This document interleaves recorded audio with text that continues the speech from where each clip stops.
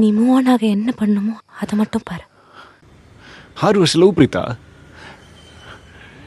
எப்படி move on ஆக சொல்ற?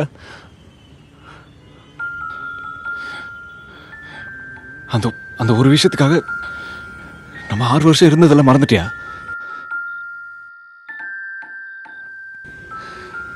உங்க அப்பா சாவுக்கு நான் தான் காரணம்னு நினைக்கிறியா பிரீதா? அதுக்காக தான் வேணாம்னு சொல்றியா?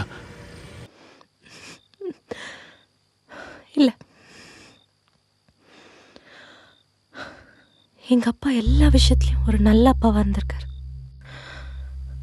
ஆனா அவர் கோன் வந்துட்டு அவர் என்ன பண்றாருன்னு அவருக்கே தெரியாது. இதனால அதிகமா பாதிக்கப்பட்டது எங்க அம்மா தான். எங்க அம்மா அப்படி இருக்கிறதுக்கு காரணமும் அவர் தான். வாழ்க்கை ஃபுல்லா அவரே மாத்திக்கணும்னு நினைச்ச ஒரு விஷயமும் அதான்.